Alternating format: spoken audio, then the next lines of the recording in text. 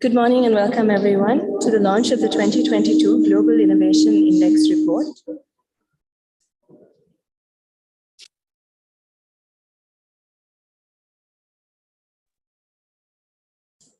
We are gathered here today to discuss Sri Lanka's innovation priorities for the coming year. And without further ado, I will hand over to Professor Ajit Diawit, Chief Innovation Officer of Sri Lanka's National Innovation Agency, to make the welcome remarks and introduction. Professor Ajit, over to you. Thank you, Sarika. A nation which does not create new things will not rise. So said Munidasa Kumaratunga, one of our great poets and scholars. About 8 years later, we are looking at our state of the state and see the truth of this statement. Aibowan, good morning. National Innovation Agency and the Center for a Smart Future warmly welcome you all to this first ever national launch of the Global Innovation Index. I warmly welcome our chief guest, the Honorable Minister for Education, Dr. Susil Premajayan, who has been a champion of science, technology, and innovation, and especially STEM education. We are privileged to have Dr. Sacha Vincent-Vance, co-editor of GII 2022 and head of section Economics and Statistics Division of WIPO, and also the architect of the GII process, Professor Saumitra Datta of said Business School, University of Oxford. NIA acknowledges the WIPO for its supports and assistance to improve the innovation ecosystem in Sri Lanka.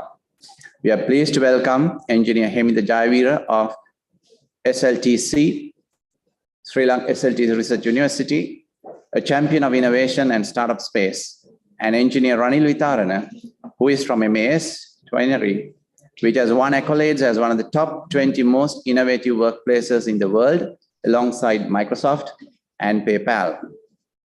And by the way, they're also the most innovative company in South and Southeast Asia in the Clarivate Analytics of 2022 for 2 years running. I would also acknowledge the economist Anusha Vijayasinghe, whose Center for a Smart Future joining as partners in this program, who is at present directly connected to the economic planning of Sri Lanka. Of course, Sarika Varathwitana from Citrus Social Innovation Lab for guiding this whole process. Why are we having this national launch? This is not a celebration, but more of an event to raise the GII framework to the attention of policy and decision makers in this hour of need in Sri Lanka. The position we are having, we say this is not the place we should be in. This is not the place we deserve to be. And this is not the place we wish to be in GII. However, we must understand the process, respect it, and factor it into our work. And that is one of the things of the objective of our activity today. We are pleased to do this launch in hybrid fashion from the Trace Expert City, which can be viewed as Sri Lanka's first innovation microcluster, and the support received is acknowledged. Maybe in a future GII report, Sri Lanka will figure like this. We would like to position the GII report as a rule book for planning, and central to the process is an innovation economy. Today, whether we view ourselves from a 30,000 feet or 100 feet, we know we have to select smart, act fast, and ensure our progress out of the woods. It's very important for us. Prof. Saumitra, in sending his consent to be part of this launch event, wrote, "Innovation is a key, and it may be that for us, Sri Lankans at this time, innovation is the key. That is why we promote the triple helix model the innovation model in our work, NIA. And we work on 5 pillars of innovation: science and technology innovation, social innovation, eco-innovation, defense innovation, and service innovation. We kept these 5 pillars in our work with an open innovation model as Solve Sri Lanka. Well, ladies and gentlemen, welcoming you again, and we hope that the message is taken well from our today's session. Our effort then would not be in vain. Thank you and enjoy the proceedings. Thank you. Thank you, Professor Ajit. Next, we have Vindhya Vijayasinghe, Innovation Officer of the NIA, making a presentation on Sri Lanka's performance in the GII, along with recent trends. Vindhya, over to you. Thank you, Sarika. Can I get my presentation, please?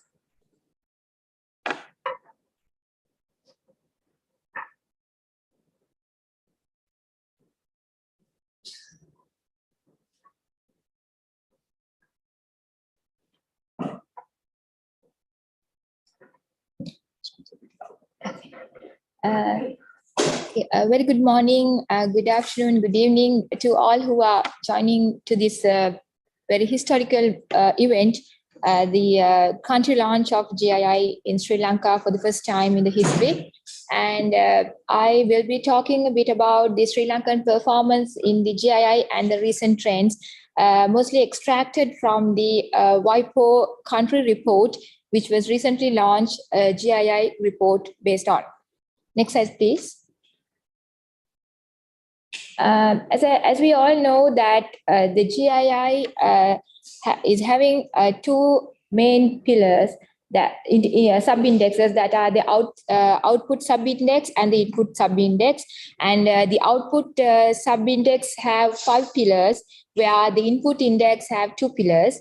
And these 7 pillars consist of 81 indicators, which have 63 are based on the hard data, and 15 are composite indicators, and 3 are based on the survey data. So the overall GII score is the overage of the input and output sub-indices on which the GII economy ranking are then produced. So we wanted to say that when we look into the entire analysis of GII, the Sri Lankan scenario, that we are having a very weakness in the input indicators, where we are performing good in the output indicators. Next slide, please. So this is the country scorecard. I don't want to explain about it because it is already available in the report itself, just to show that we are very happy that this time we move into the 85th position. As Professor Ajit already said, it's not a thing to celebrate, but it's something we have to well taken. Next slide, please. When we see to the movement of the position in Sri Lanka in GII, we have noticed that we were never been in a one-way direction. So that there's ups and downs a lot. And when we consider the recent 3 years, that is 2022, 21, and 2021 and 22. We have seen that Sri Lanka moves from 101 position to 85th position this time. So it is a good movement in one way, though we are facing a real economic downgrading. But what has been shown is that our innovation moves on. So this is the time that we have to work hard to get in upper position than this, making a viable innovation ecosystem. And when we consider the Sri Lanka rank among the 36 lower middle income group, we are the 11th. And at the same time, among the 10 economies in Central and Southern Asia, we are the 5th, which is not being changed when compared to the last time report, but we have moved 3 position up in the rank in the middle income group economies. Next slide, please. So one achievement this time, I think it can be considered as an achievement that this time, when considering the Sri Lanka's movement, Sri Lanka has been reached to the innovation upgrading according to the economic level. So that past few years, when we consider in the GII ranking, our positioning is much more below our economic scalings, but this time we have reached the line. Now it's our challenge, or we have to move above the line of our performance. The next slide. So this showed again that, as I said before, that our output score is weaker than the input score. So based on the economic levels, we are performing well based on the economic level, but we have to further think on how to direct our innovation system. All these analyses are taken from the country report of Global Innovation Index. Next slide, please. So this is just a comparison about the 7 GII pillar rankings that you can see when we think, when we see to the 2021 and 2022 report. We have performed good in ranking in knowledge and technology outputs, as well as in creative outputs. But sadly, we have gone down in human capital and research. Where when you take innovation ecosystem, it is a very much needed and very much indicator which has to be very well taken. So we have to see what are the challenges behind this ranking in the human capital and research. And when seeing the overall picture, we have seen that in some cases the data sending and data communication and data collection has an issue, where we are trying our best to address in the coming years. And rest of the things have been fluctuating ups and downs. So we are thoroughly studying this time in this GII rankings, and we are immediately going to make actions for these things. Next slide, please. So this is in 2017 when Dr. Sasha visited Sri Lanka, giving us the insight and how the things has to be moved.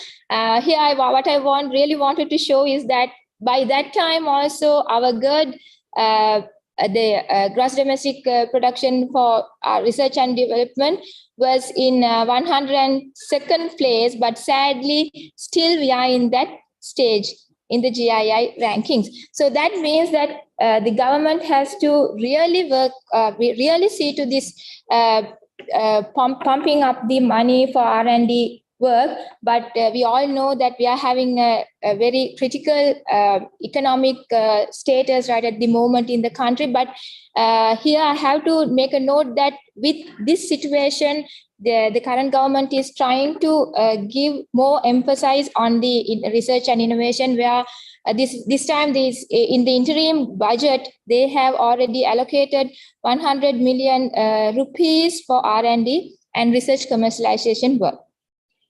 Next slide, please. So this shows the strength and weaknesses of Sri Lanka, which I have already mentioned. For over a period of time, we are very much weak in most of these pillars, but we have a good strength as well. Every time when there's something weak, we have a strength as well.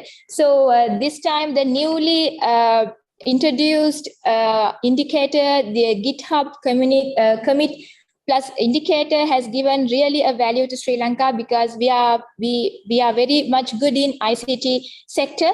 So we have reached a good ranking in that, and I think in near future, with so much of other working and data dissemination process, I think we can reach lesser the number of indicators which is being stated in the weakness level. Next slide, please. And when you come into this missing data, we are very sad to see that the data is missing in the report, and especially in the number 2.2.2, the graduate in science and engineering, which was being consecutively reported for 5 times not available. And we are very much working on that particular thing, because we know that the number is really high in our country, but the data is not communicating, and that gap has to be filled. And that is what NIA is working with. We are going to set up a national data portal where we are going to accumulate, we are going to network with all the relevant authorities who are responsible on this particular data, and we are going to bring them all into one platform, and we will try to attract the organizations which are doing all these indices to make trust on us and take the data from this national portal. Next slide, please.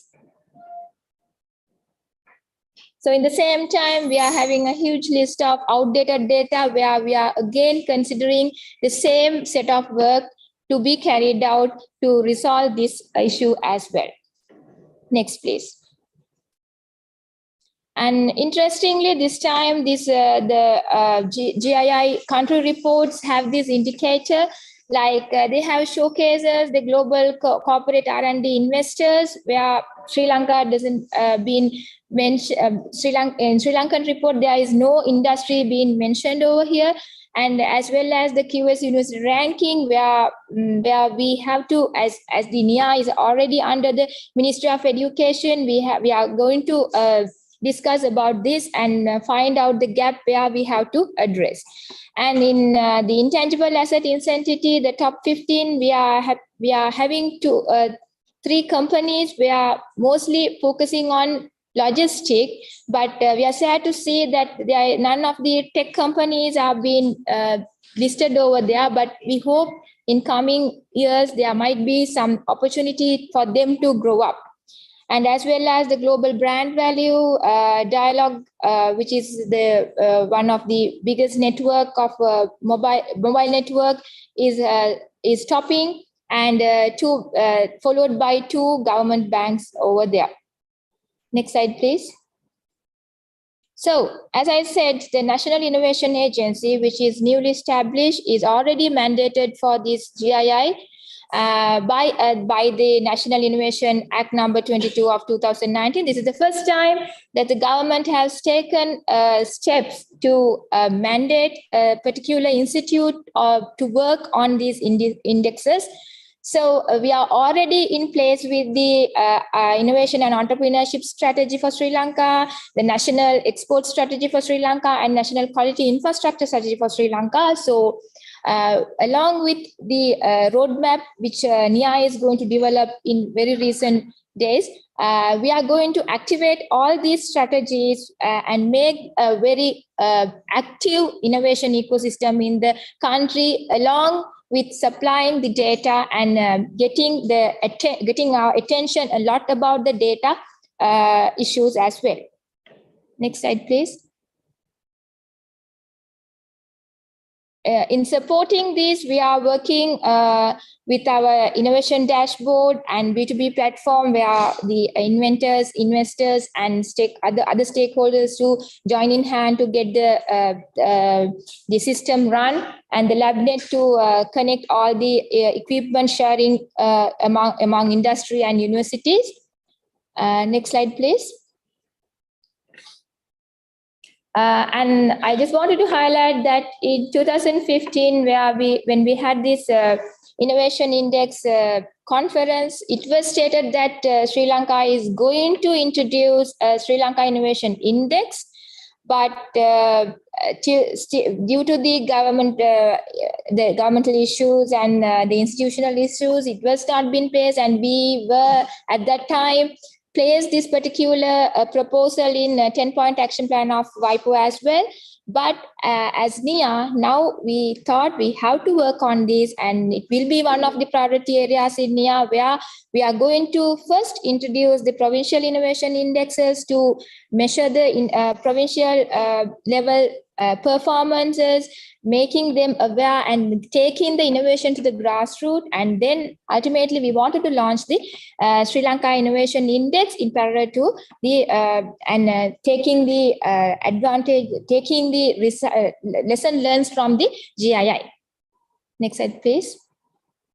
So with that, I want to wind up my presentation saying that the innovation is the key topic for Sri Lanka's future. And if we really want to rise, we have to take this message into very deep level. And also we have to take, as other countries already doing, the Global Innovation Index as a key report or key navigator in the innovation development in the country. And then we have to adopt it to our system. Maybe our system might be same, but we can adopt and we can restructure it according to the Sri Lankan scenario, and then we can activate it. So with that, I'll end up my presentation. Thank you for your time and Aibowan. Thank you, Vindhya. Next, I would like to invite Dr. Susil Premajand, Minister of Education, Sri Lanka, to make his remarks on the role of science, technology, and innovation in Sri Lanka. Sorry, you will come after Dr. Sanjay. My apologies. Dr. Premajand will make his presentation after Dr. Sasha Wunsch-Vincent, Head of Section of Economics and Statistics and co-editor of the Global Innovation Index Whiteboard. Dr. Sasha, over to you for your presentation. Good morning or good afternoon to Colombo and Sri Lanka, a place that I have been missing very much since I left in 2017. I had the pleasure to be with you for a few months in Colombo then. Enjoyed your country very much, learned yoga on the way, and had experienced a few very nice travels around the country. Really also better understanding the structure, the economic structure of the island. And then also thanks to who I consider by now more than a colleague, almost a friend, right, Ajit, and learn more about the deeper structure of the Sri Lankan innovation system and understand the overall potential that is within the Sri Lankan island economy. Let me start on the potential. Even without looking at the GII, what I have emphasized for many years now is the limitless potential that exists in the island, both with respect to the natural resources, the geography, but also very importantly, the human capital that exists on the island. Now, if you look just at the GII, the human capital rank is relatively poor, but if you look just beyond this and you know of the agility, of the technical depth and skills present, you really know that it's a place abundant of potential. So what we really have to ask ourselves is, how to set this potential free. So it's really important to emphasize what my colleague said before from the Sri Lankan Innovation Agency, in that, right, Sri Lanka has gone up for the last 2 years, but it has also gone down just the previous year. So really playing some sort of a yo-yo effect at a level, at a rank level, which is probably not where Sri Lanka should be, as you correctly said.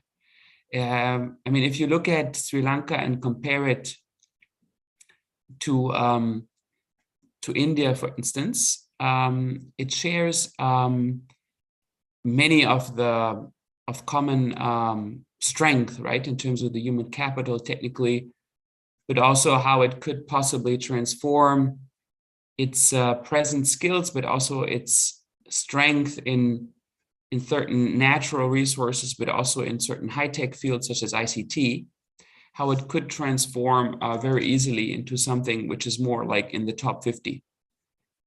So I think it's really about wondering today how you get there and maybe moving away. I mean, one thing that I have said for a while now is that it's not, I mean, the indicators, improving the indicators is certainly key, and doing the various dashboards we did together, but also working in the future on the Sri Lankan Provincial Innovation Index. That's certainly key. But I think almost more central today is having a clear innovation roadmap. And this innovation roadmap should, of course, take into account the GII ranking, in particular on human capital, and also the business sophistication ranking. But very centrally, I think that there is really, I would say, 3 or 4 things that need to be considered very carefully. One is, of course, trying to find a way to free the strengths of the private and corporate sector in Sri Lanka, which, as we all know, is still a mix, a strong mix of state-owned and business-owned, and a lot of concentration in a number of sectors. So I think giving slightly more weight to the corporate sector and its ability to generate new ideas and implement on the marketplace, that is critical. That's the number 1 point out of my 3. The second one is, and I think we've discussed this for a number of years now, is in terms of entrepreneurship, to, in fact, provide the ability of individuals, students that are extremely gifted, of course, in Sri Lanka, and have outstanding educational attainments and skills, but to allow for a space in which, independently from government programs and certain government structures, individuals have the possibility to, in fact, innovate and create first small and then maybe larger businesses. This has happened already in the field of ICT services, but I think there is much scope if you look at the economic structure of doing precisely the same in other sectors. And then third, and this is really related to number 1 and 2, is considering the abundant skills levels and in the university population, and also the students and the researchers and graduates, again, to allow for a playing field where these sort of skills and potentials can be turned around into some sort of a freely designed startup landscape, which will help transform the structure of the Sri Lankan economy, which is probably slightly weighted towards, still weighted towards government owned, and I mean certain sectors which aren't exactly fully free for investment, including in tourism, but also natural resources, and to allow for some sort of a more dynamic private-led marketplace, which also is open for foreign investment, and which will then contribute to the further rise of innovation performance of Sri Lanka. I'll stop on those 3 points. My colleagues, of course, have done a great job in presenting the GII outcomes. Usually that is my job. So my job has been a little bit easier today, but I have a full presentation also, which I will share. So let me just emphasize again those 3 points, right? The emphasizing corporate R&D, trying to free up the entrepreneurship potential that exists within Sri Lanka, both into more traditional industries, but also in the field of high tech and newer industries. And also then finally, using the massive potential that exists within the heads and hands, I would say, of students and young people in Sri Lanka, to actually give them the ability to explore and possibly innovate and scale up without too many limitations. I think that will be key. Let me conclude in thanking Sri Lanka for the really long-term commitment in this. Again, I think our collaboration started in 2015. I had the pleasure to come over in 2017. I missed the place a great deal. Even seeing you here, it's starting to be cold actually in Europe. Even seeing you in this beautiful decor is a great pleasure. So I'm really longing to come back. Maybe next year will be again more easy to travel. And I really want to thank also the Minister of Education for being with us today. It really, lends the importance that this topic should have, could not be really rightly represented without the minister here. And I really look forward to meeting you in person again. And I really look forward to your remarks. So back to Colombo with this, and I hope to see you in person. Bye-bye.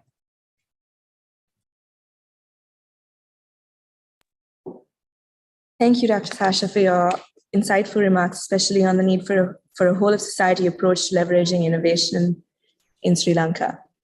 I would now like to invite Dr. Susu Premajand, Minister of Education, Sri Lanka, to share his remarks on the role of science, technology, and innovation in Sri Lanka's recovery. A good day. I'm extremely happy to address you as the Minister of Education on this occasion of the national launch of the Global Innovation Index 2022.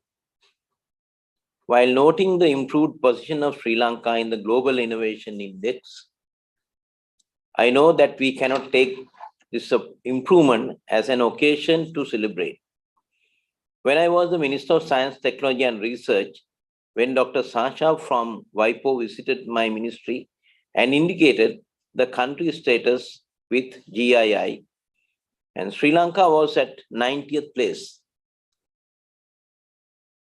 Events in the country had been quite turbulent as known from 2019. Fast forwarding to today, we see the economic crisis at home. The current economic standing of Sri Lanka has many structural issues, and there is so much troubleshooting taking place every day. There's no time to lose in finding answers as well as ensuring viable roadmaps. People must see programs that they can place their trust on. Learning from Einstein, I too can say that we just cannot use yesterday's methods as solutions to the current problems. Looking around, we see the power of innovation in shaping growth and societies. As someone who has stayed close to emerging new development pathways, I see the role of science, technology, and innovation as the means and the catalyst for the change that Sri Lanka needs. I'm hopeful that with such approaches, we can collapse time to realize our economic goals. STI properly executed definitely do have the ability to deliver growth and without debt. An immediate mission that I have embarked on is the STEM trust in education. We have been lagging in this area and this has to be reversed quickly. We will be using both formal and informal education with new technologies to accelerate this process. As I speak, a school innovation lab program is underway and the National STEM Task Force has been activated. We do not have an inertia for STEM as we are a country with high literacy and a good human development index. We have not been stressing sufficiently and pushing STEM in education as we should have. This is now addressed as a matter of priority. I also see that communications are important. I'd be ensuring the UNESCO desk at my ministry to see that the relevant data of importance to GII is captured and transmitted well. We should not have old data being used to assess our country's status, but I understand it is our responsibility to have the right processes. I am thankful for the support WIPO has extended in discussing Sri Lanka and taking the economic recovery for discussion. We will learn from the country assessment and definitely take steps where interventions are required. Thank you for the kind invitation to the event and looking forward to addressing matters arising from the deliberations, as what matters today is action and acting quickly. Once again, I'll give an assurance that the role of STI in Sri Lanka's recovery is understood and steps would be put in place to create that enabling environment. What we do today will reflect in the GII 2023, and I wish you all the best in coming together and forging links to ensure that Sri Lanka only move forward with our economy. Thank you.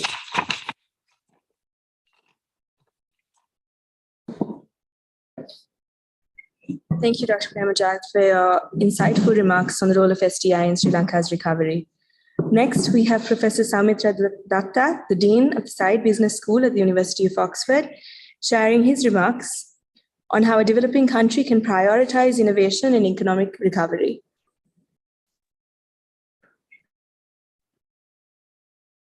Good morning, everyone. Honorable Minister, dignitaries, and distinguished guests. It's indeed an honor and pleasure to be invited to share a few words for this important launch of the Global Innovation Index in Sri Lanka. Sri Lanka certainly is a country that is being buffeted by many different forces of change. And I think in this time of change, it is very important to keep in mind that innovation is one of the central drivers for progress. And progress has to happen in multiple dimensions for Sri Lanka, like for any other nation. Progress has to happen in terms of creating economic value, because by creating economic value, you have more to distribute and to share in the economy. Progress has to happen in terms of creating a better society, having a more equal society, reducing societal differences. Progress also has to happen in terms of the environment, in making sure that we build a sustainable future. Now, what is important to keep in mind out here is that innovation is not just a vehicle for economic wealth creation. Clearly, when we define innovation, we always talk about invention coming to market. We talk about invention reaching some potential customer group. And so there is a very strong sense of economic value creation inherent in the initial or usual definition of innovation. But innovation is much more than that, because innovation is really a process of collaboration. Innovation can never happen alone. As people say, while invention is the individual sport, innovation is a team sport. You need multiple groups of players, multiple parties to bring a successful idea or invention to market.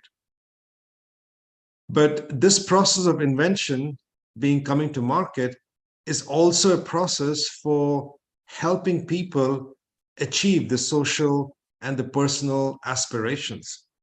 I have seen many countries where young people are excited by the possibilities of innovation, by the possibilities of entrepreneurship. And this is very important because today we have a situation where the rapid progress in deep science and digital technologies are opening up so many new avenues of invention. And many young people are inspired by this change, by these technological revolutions, and they want to create positive change and help achieve their aspirations. So innovation is also a very important vehicle that allows young people or the population at large to achieve their social and individual aspirations. And the societal element of societal inspiration is also a very important part of innovation's benefits. And of course, on the environmental side, today we see that just hoping that people will change the consumption habits is perhaps not a viable option if you want to build a sustainable future. We cannot hope that Americans will stop consuming as they do today. We cannot hope that large emerging markets like India and China will stop developing just because it may be bad for the environment.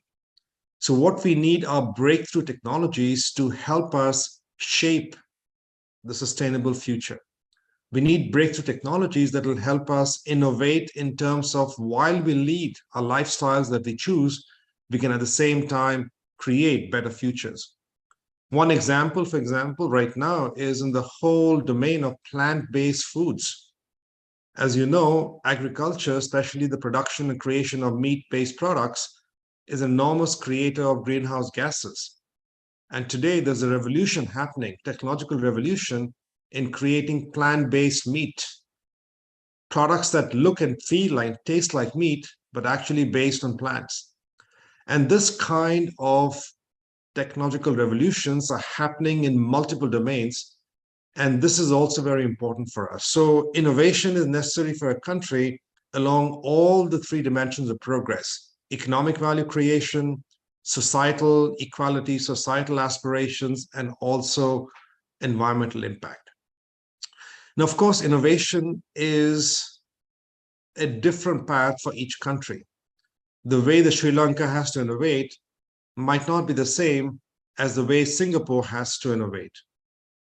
The way that Sri Lanka has to innovate will probably be different from the way India has to innovate. And Sri Lanka has to carve and create its own path for innovation. But having said this, there are some common lessons we can learn from, because at the Global Innovation Index, we have been looking at innovation, studying innovation in different nations over many years. And we have seen some nations do better than others. We have seen some nations progress continuously upwards on the innovation rankings. And while the rankings themselves are not the most important elements, what is important are the trends. So we can learn from important trends, whether it's in Asia or Africa or other parts of the world. One thing that we have learned is that it is extremely important to have national leadership on innovation. Of course, the national leadership is expressed in multiple different ways. How much does the leader of the country, the prime minister, the president, the top leadership, the cabinet of the country, how much value do they place on innovation? Do they, for example, have a National Innovation Council or some equivalent high-level body? Do they, for example, have a national strategy? Does the president, the prime minister, talk about innovation as a way of achieving country's goals? I think it's very important to understand that innovation is not just only a domain of a rich country today. I come from India myself, and some of you might be well aware that Prime Minister Modi has repeatedly talked about how digital innovation is important for improving the lives of people in villages and small towns. So you see how there's a whole effort at trying to tell people that, look, we have to innovate with digital technologies to help improve the lives of the masses. So he links innovation to the social needs and to the development needs of the country. Now, that kind of a national vision and national strategy is extremely important, because from there flows a number of different actions. So the point number one that I would like to make is it's extremely important to have a coherent, consistent national vision on which you can execute. If you cannot execute on the national vision, it's of no use. As they say, a vision without execution is an hallucination. So you can have a nice document, but you don't execute on it, you don't actually walk the talk, it doesn't really yield any practice. So having an executed or in execution national vision and national leadership strategy is very important. Second, I think what we often see from a variety of nations is that investment in human capital is absolutely critical. We had the Honorable Minister of Education speaking earlier, and he emphasized himself the need for investing in education, the need for investing in STEM subjects. And today, I think the need for investment in education is higher than ever before. Not just because we have many young people or many young professionals who need education, but because knowledge itself is changing so rapidly. It's not just education at K-12 or in colleges, but knowledge is now, and learning is becoming a lifelong endeavor. So we have to invest in education at all levels in the economy. Improving schools, investing in STEM, improving science and technology in universities, all very critical. Improving, for example, the links between industry and academia, all again very essential, because you have to be able to bring that real life into academia and also get professors to actually work with corporations. But as I said earlier, education is not just a 0 to 22 years exercise. Education today is a lifelong endeavor. And so we have to find ways to educate our young entrepreneurs, our owners of small and medium-sized businesses, our leaders who even lead larger corporations. Because digital, deep science, they are changing very dramatically.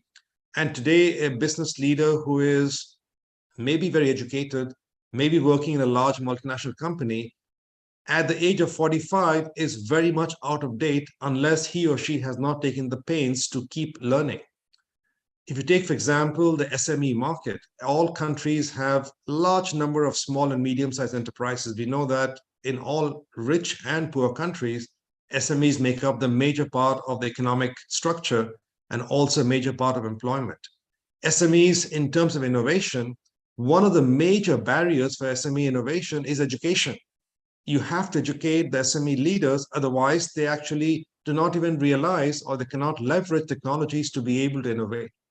So education is very critical, but I emphasize education at all levels of the economy. It's not just only in schools, not just only in universities. I think it has to extend through all levels of the economy. And the third thing that I would say is really there needs to be a strong focus on investing in R&D. Today, if you look at the biggest R&D spenders in the world, the majority of them are the large American companies and some Chinese companies.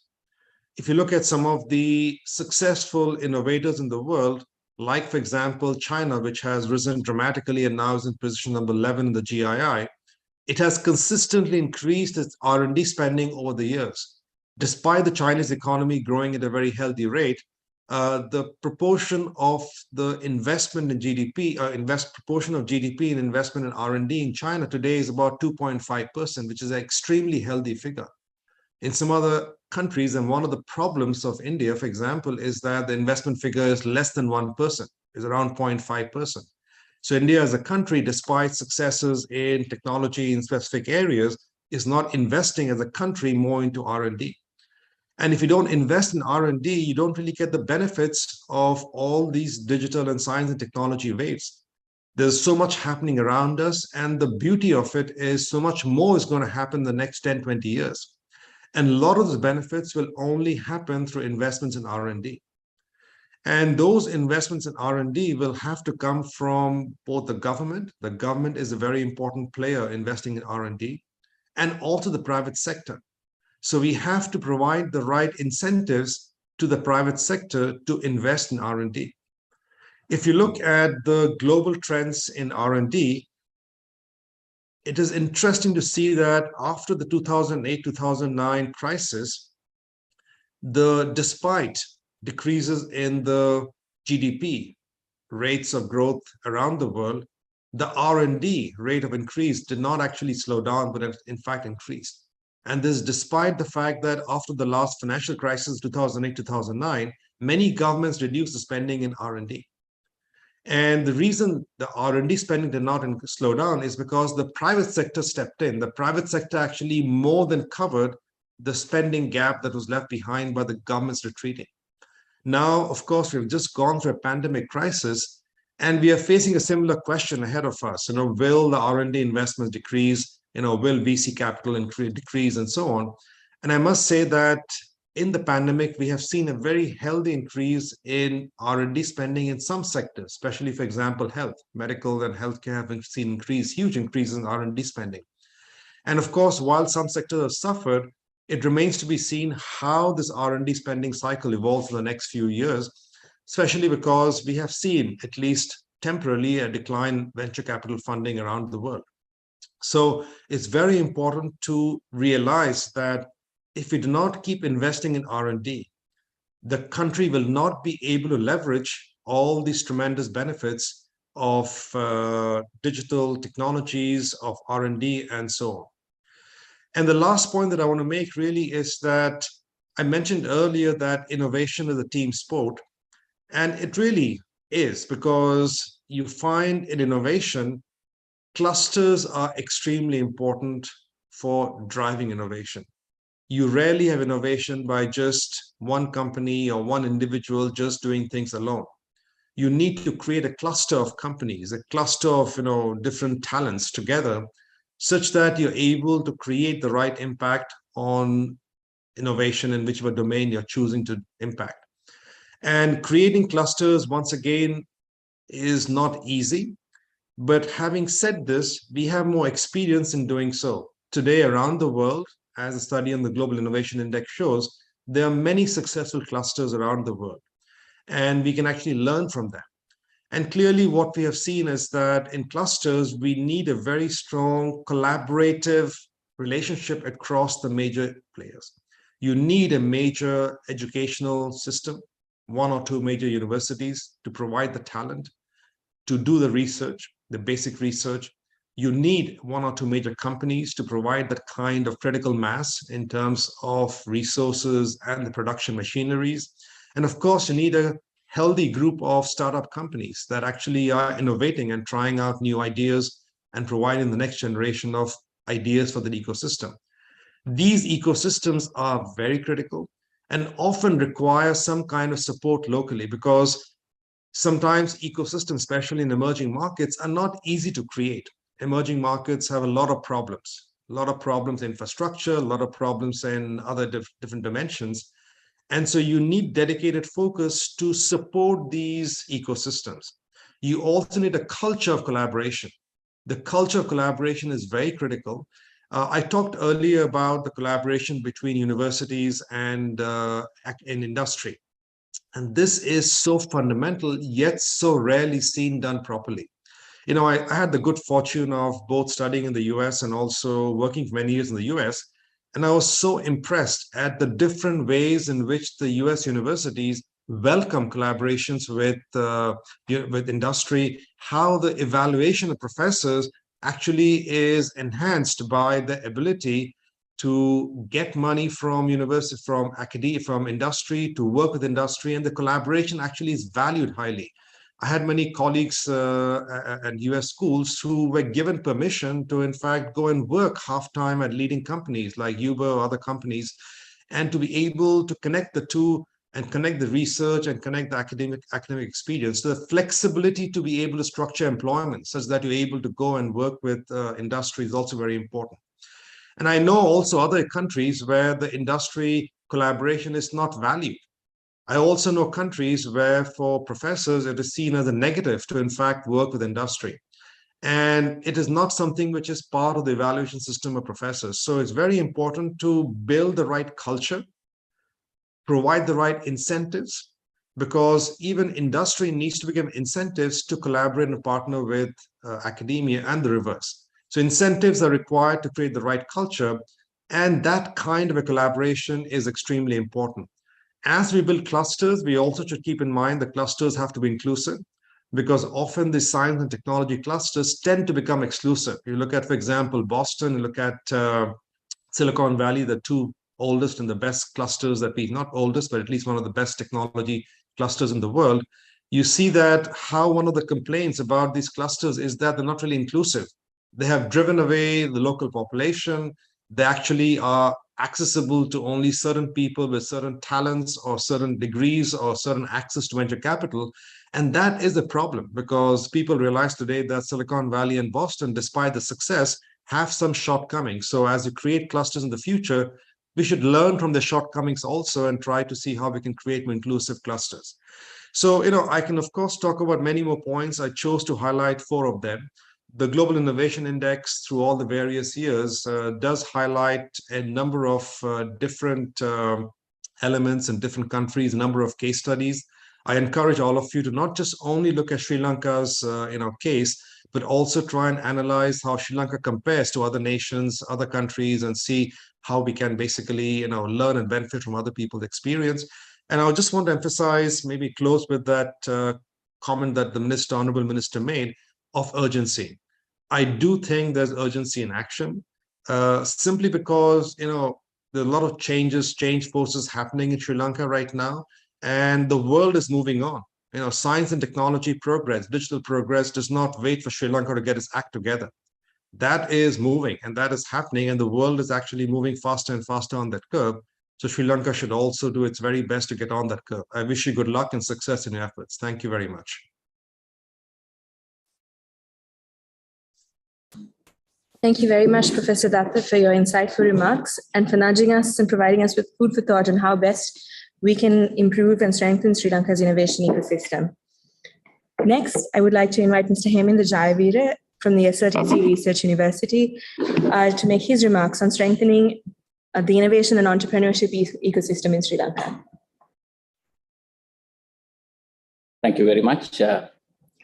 First of all, I must thank National Innovation Agency for picking SRTC Research University as the host for today's event. So thank you very much.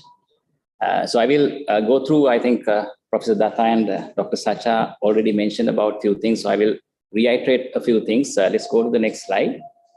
So I think one of the things that we have to understand is how different countries came into the current situation. For example, Israel, currently the number 16 in the ranking, and they came majority. I mean, in mainly in terms of the innovators and the small-time entrepreneurs, the startups. So startups were supported by the government. You all know the book, Startup Nation. There were 3 things that was done: strengthening the university and ecosystem for R&D and also for startups. And number 2, a very strong VC environment, venture capital industry that was created with the support of the government. And third one, for all the startups that were created, they were given the market space in the European countries and of course the US. So that was the 3 main things that the government of Israel did to promote the so-called startup nation in Israel. So let's go to the next one. That's one story. This is South Korean story. South Korean story, the government what did was very simply the opposite, but still it's very successful. The government supported the already established big entrepreneurs and take them global. So for example, Samsung was just a company known in South Korea in 1970s, but nobody knew about it outside South Korea. But today, what the government did was they funded the country, the big, we call it chaebols, and they became international brands. Now, for example, Samsung is the biggest consumer electronics company. It's a different models, but I don't think that Sri Lanka should follow any of those, but we can take, as Professor Saumitra mentioned, we can take some of the leaps out of these strategies. Let's go to the next one. So this is another study done at Harvard University. I think you can see this, the so-called product space done at, so Sri Lanka's products that are in the market outside Sri Lanka, which is basically the exports, are widely spread out of all the products that are shown. So let's go to the next slide, then you can see the difference. So this is Germany, the same graph, I think number 8 in the innovation index. You can see a lot of the exporting, the products are very closely intact. So you can see the product space everywhere. So you can see the difference. Let's go to the next one. So this is Sri Lanka's product complexity. I think one of the very important index that is taken into the GII index as well. So the blue color ones are actually more high complex products. The rest of the things are low complex products. So you can see only a very few products or areas that are coming up in blue color. So let's go to the next one. This is number 16, Israel in innovation index. You can see more blue color and more products which are taken as high complex products. Let's go to the next one.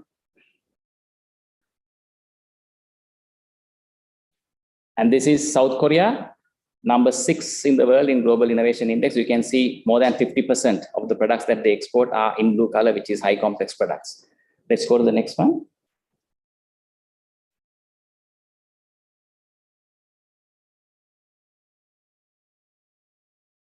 So you can see the same example. So let's go to the next one.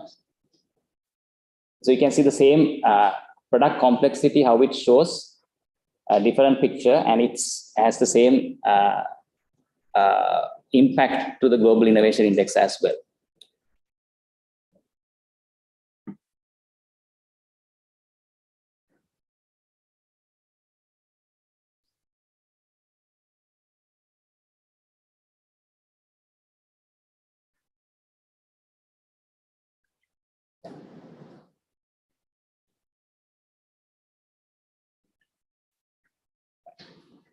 So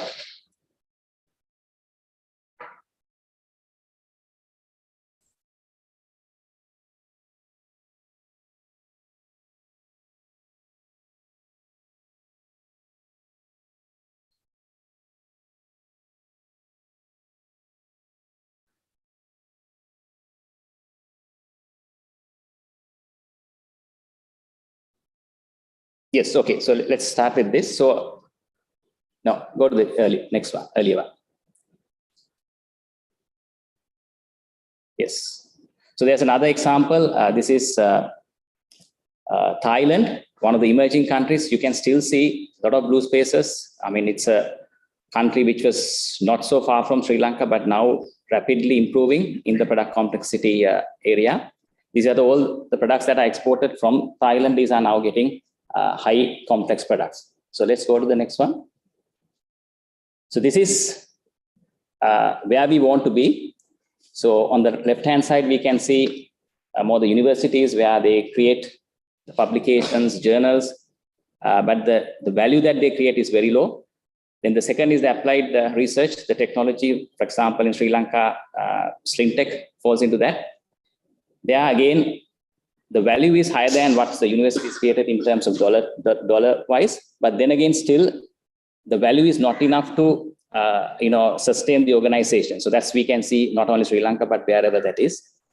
Third one is where you can see companies like in Sri Lanka, say Virtusa, to all the software companies and apparel industry stays, where they provide a B2B product for a big brand. So this is where a lot of Chinese companies are really doing well, all the component manufacturing companies. So I think that's where a lot of money is.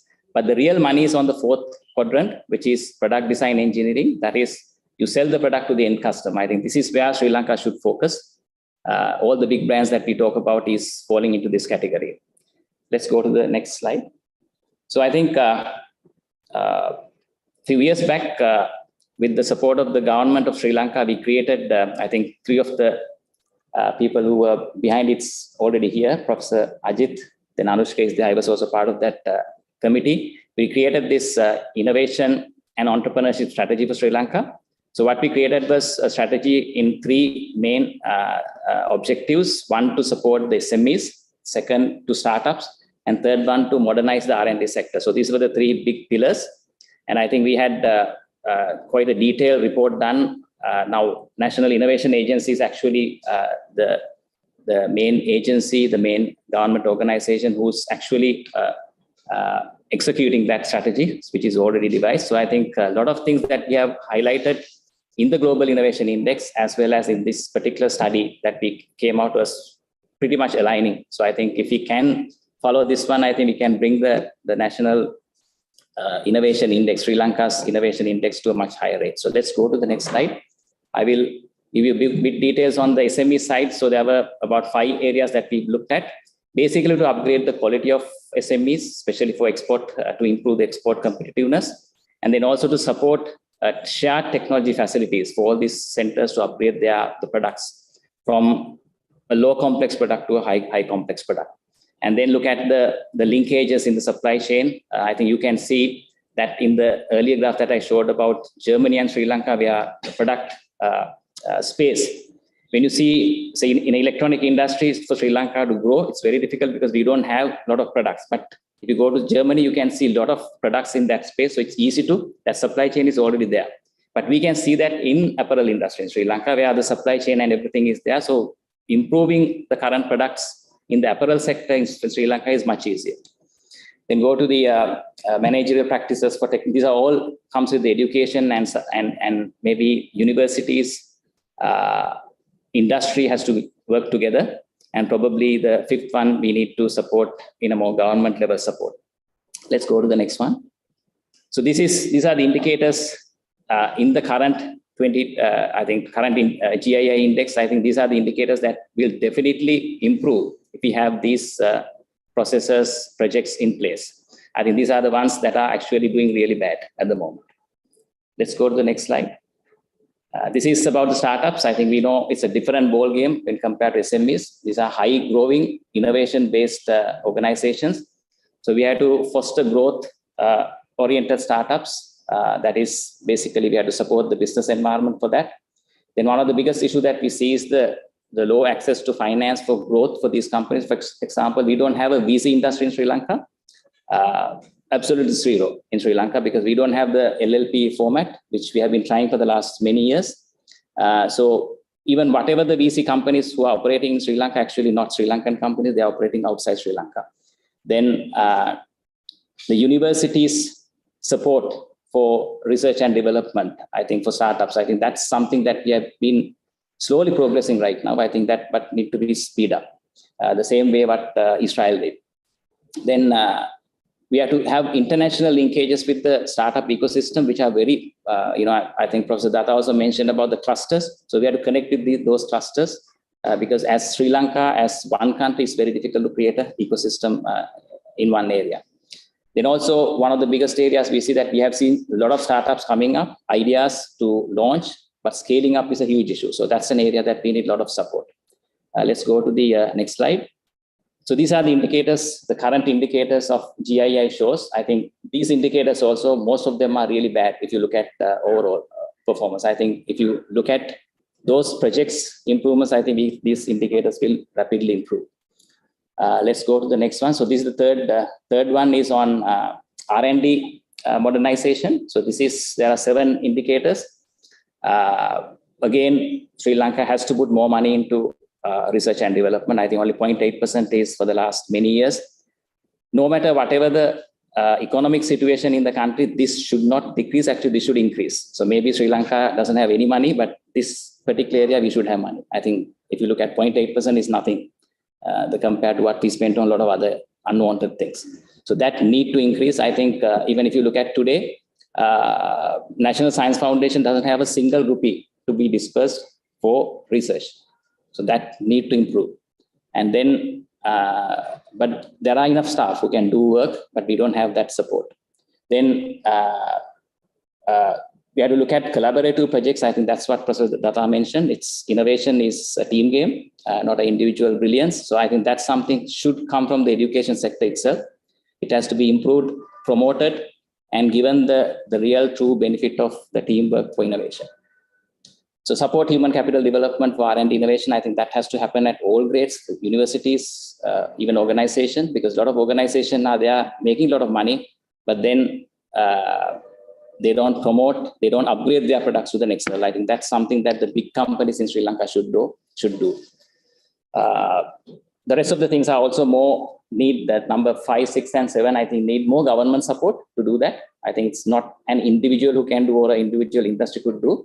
So all these sections that already been identified, I think the next step is to see in a planned way how we can improve the index as well as this the programs. Let's go to the last one. So this is the indicators that will automatically improve with the modernization of R&D sector in Sri Lanka. This covers a lot of parts into education, tertiary education to education as a whole. I think a lot of indicators are quite low compared to other countries. So our ranking is 85, but these indicators are pretty low compared to the other indicators. Let's go to the, so that's the end of my very short presentation. So I think Global Innovation Index can be taken as a starting point to improve our index. Not just the index that we want to promote is actually Sri Lanka's innovation and our path to a developed country. So I think this will be a very good checklist for us to improve. So thank you very much. Thank you, Heminder. Next, I would like to invite Mr. Ranil Vitharana, Chief Innovation Officer and Chief Technology Officer of MS Holdings, to share his remarks on the private sector's view on enhancing Sri Lanka's innovation credentials. I'm not presenting anything, but I can put my video on. I think I've not been given permission to. Okay, great, thank you. So first and foremost, thank you so much for, I don't know whether you can see me.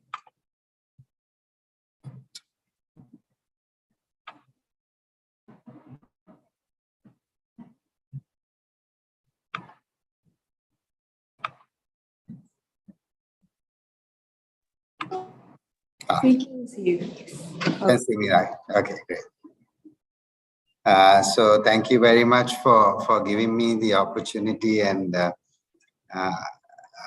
to talk a little bit about us and what we are doing in Sri Lankan apparel sort of context. I think Heminder knows us for many years of working in different fields, but just maybe introduce you to MAS a little bit.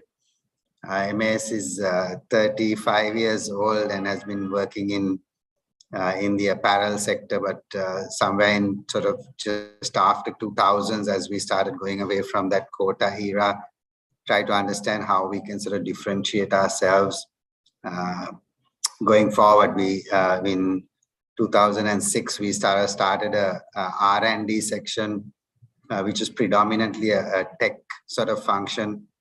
In 2013, we sort of moved that into an innovation function, which so went from a R&D function more to an innovation function.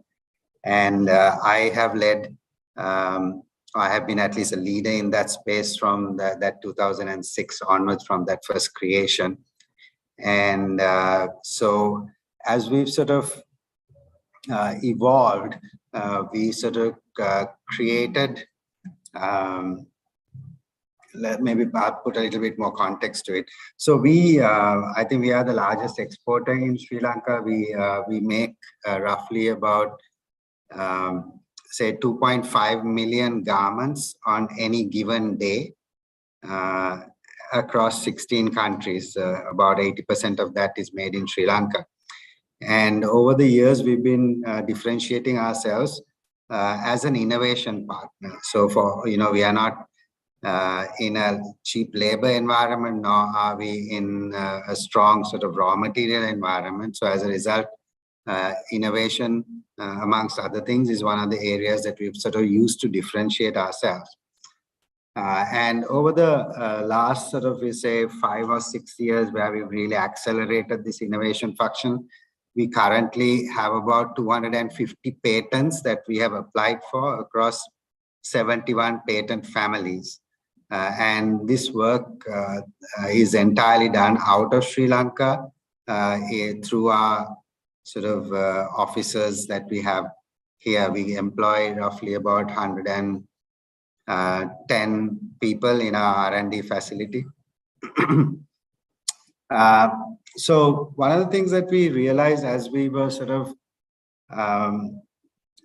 setting up this sector was that in today's context, it's very difficult for you to innovate in isolation or invent for that matter.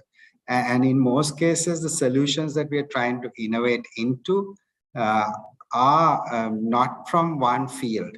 And you will find that you will get, it might be engineering, it might be sciences, it might end up being medicine, so such sort of varied areas that we have to bring this technology together in order to make one invention into a worthwhile innovation. And so for us, we've used open innovation as a very, very strong vehicle to help us to really go out there and sort of start engaging and working with people around trying to make ourselves be successful over these years. And as part of that, we've been working with inventors, different institutes, academic institutes, and as well as corporate partners, and in making this sort of possible. And the sort of the advantages as a result of this would be that, definitely it saves money. It's if we had to set up that entire knowledge base in one location, we'd have to have probably, I don't know, 2,000 people's worth of R&D. So as a result, the investment that we need to make is relatively low. We are able to accelerate much faster because we can find the partner who has the knowledge that we need at the level that we need it at. So that whole global knowledge base becomes ours in that sense. Then we also are able to use the latest technology and the latest developments into our solution, making sure that our solution is most up to date when it comes to that. As a result, we also get sort of a greater understanding of things that are happening globally. What is the latest trend, for instance, and we also understand a little bit more about our target market. And the other thing that happens is that, as we interact with other people, their customers or their partners or their funders suddenly become part of our ecosystem. So that as a result, we can grow our ecosystem at a much greater pace. Because of the way we sort of interact with these partners and how we bring them on board. So one of the things is that the other thing that we found is that if you are very clever about choosing the right partners, it also brings more credibility to the work that you do. So for instance, if you are doing a development and you are able to bring in, say, a 3M or an established partner in that network, suddenly you sort of establish your credentials in that network as well. So for us, for instance, we have a good reputation in apparel, but as we go into medical, for instance, we have no reputation that we carry into medical. And so if we bring the right development partner with us, the right testing institute with us, things like that, then we bring that credibility along with us as we go into that. And so then as a result, their customers become our customers. So we sort of grow that network effect sort of tends to compound. Now, saying this, it was really important for us to try and identify, as we start working with outside parties, what is our USP? What is it that we bring to the party that makes us the chosen partner or makes us the winner? And it's really, again, very important for you as you start choosing this as your operating model, that you start understanding what is it that you need to be good at in order for you to succeed. So I think one of the key areas that amongst many that I found was a real, I would say, the deal breaker. If you were not really good at coming up with win-win deals. So when you are sitting across from another partner, it is important that you understand what their need is, that, what does winning mean for them? What does winning mean for you? And making sure that you come out with a very equitable agreement that makes sure that both parties have very good financial returns on that collaboration. And it doesn't matter how much that party contributes, whether they might be the provider of the IP, they might be, there's a testing institute that gives you credibility, or whether it might be a manufacturing partner. You have to make sure that you go with that sort of win-win solution and be able to strike that deal. That becomes really important, to be successful in this sort of open manner of working. And the next one is around how do you create IP? So it's, again, you need to understand your partner is also creating IP. Their job is also about creating IP. Our job is also about creating differentiation and IP. So how do we carve these IP spaces out so that they get their IP, we get our IP, and in a future state, their IP doesn't start competing with our IP, or someone else having access to their IP doesn't start competing with your IP. And so these two, the 1 and 2 together, is going to be a big skill if you want to work in this manner. Thirdly, is that because we are experts in our field, we have to be able to define the problem that we are trying to solve very, very clearly. And this ability to carve the larger problem, and then that would become, what we are trying to solve for. Then if you're going to a partner, we need to carve out exactly what we expect from them. So for them, this is your start, this is your end, this is what we expect. And the more clarity you can give them, the better that relationship becomes, because they know that if they achieve X, that we are going to buy their product, or take it and make it commercial. So that was also very important for us to make sure that we sort of take that as our USP and invest a lot in training our people in order to do that. And so we actually went out there and did these specialist courses on problem definition and solution hypotheses and various things like that, to be able to make sure that we were good at, that model that we wanted to practice going forward. So I'm going to maybe sort of close my the conversation, or at least by, what I'm talking about here. The real proud thing for me as an individual, maybe, in 2020 and 2021, the last 2 years, we won the Clarivate Award for being one of the most innovative companies in South and Southeast Asia. They chose 29 private institutions, as well as government research institutes, as well as universities, from Japan all the way down to India. And amongst those, they chose 29. I'm not sure why the 29 number, but amongst them, we were also there. So 2 years running for that. This year, Fast Company did their 100 top places for innovators to work in, and we won that as well. We were number 18 in that list. We beat people like Google, we beat people like Microsoft, etc., as those places to work in. And this was done in a sort of a Sri Lankan context, with a 100% Sri Lankan workforce. So again, I think, and also with parallel industry budgets, as opposed to, international R&D budgets for, med tech or tech, other tech, high tech, etc.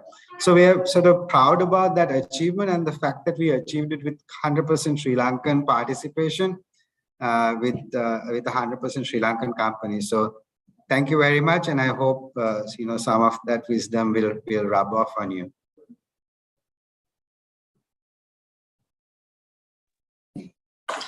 Thank you so much, Mr. Vitharana. I would now like to hand over to Mr. Anushka Vijayasinghe, economist and co-founder of the Center for a Smart Future, to provide the concluding remarks. Thank you, Sarika. Good afternoon, everyone, and thank you for having stuck around with us for nearly 90 minutes. I think we had all of those who joined at the start, almost all of those staying with us right to the end. And that is definitely testament to how interested you are in the topic and how important the topic is to Sri Lanka, particularly at this point in time. I want to start, I'll share a few thoughts as closing remarks, but I want to start by saying how unique this collaboration that brought out this today's discussion was. And I think for me, it's a real bright spot in what's possible moving forward. We planned this event in a very short period of time, and it's if anyone wants to see an example of a government institution that truly embodies the spirit of agility, flatness, no hierarchy, willing to partner with outside entities that include a public policy think tank, a technology campus, international body, I think the National Innovation Agency is certainly that. The fact that we had Professor Soumitra Datta, who joined us very early morning from the US, Sasha, who has been a great supporter of Sri Lanka's innovation agenda for many years, having them agreeing to join and provide remarks at fairly short notice, also again shows that it's not all doom and gloom, because there are those who want to work on this agenda. We talked a lot about what is not working, what we are lagging behind on. But I think through some of the discussions today and the organizations represented today, we got a glimpse of bright spots in our economy.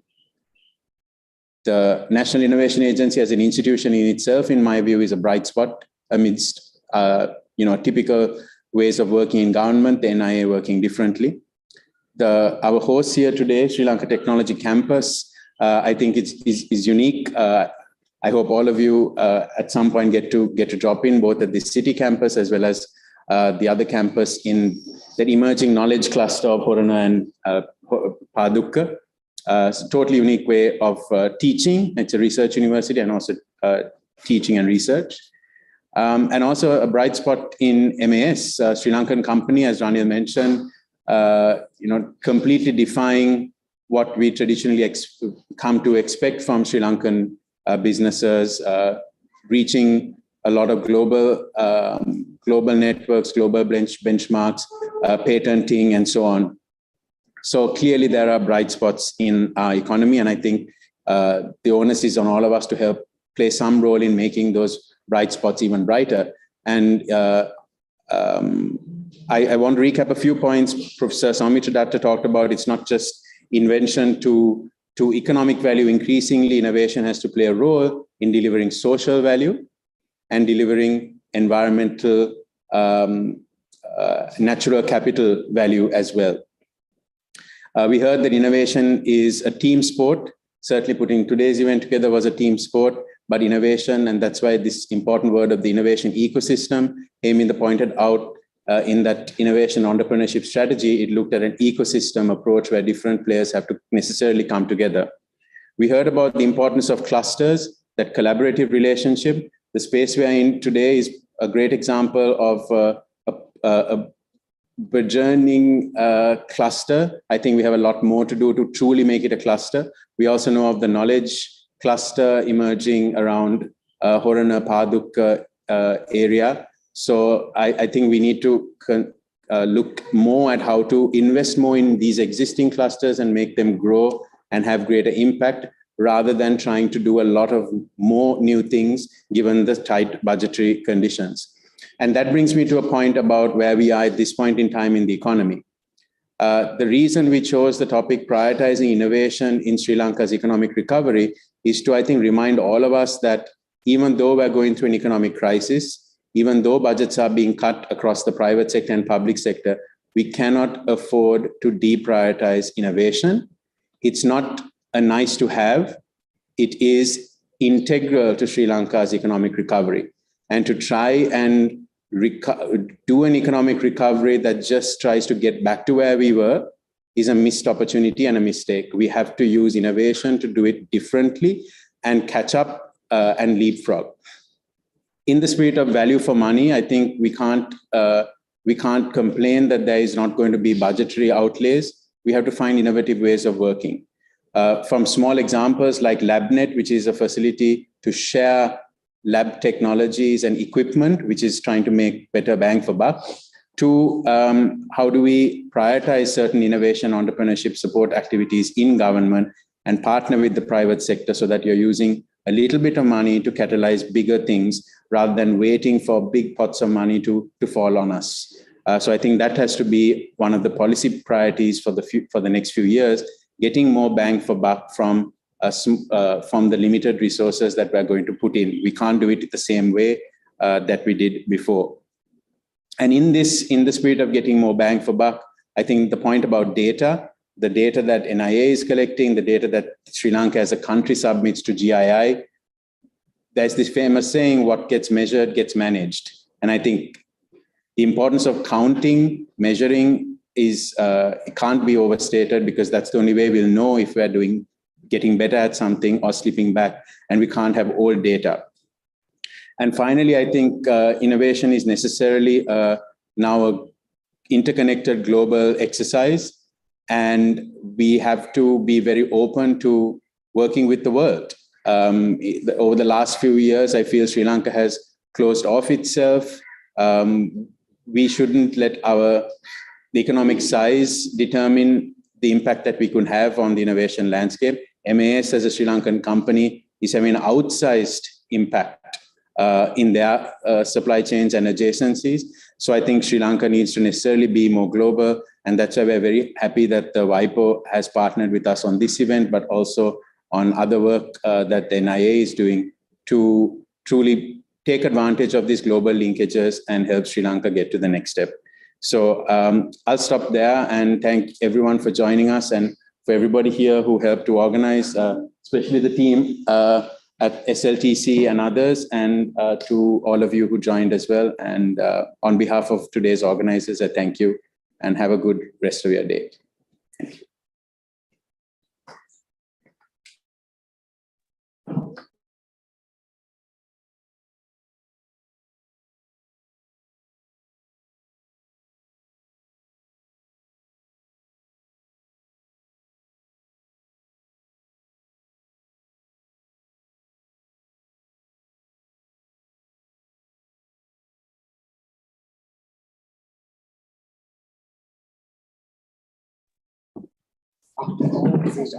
Bye-bye, Ajit. Bye-bye, everybody. Bye. Thank you. Okay. Thank you, Sasha. Thank you for joining.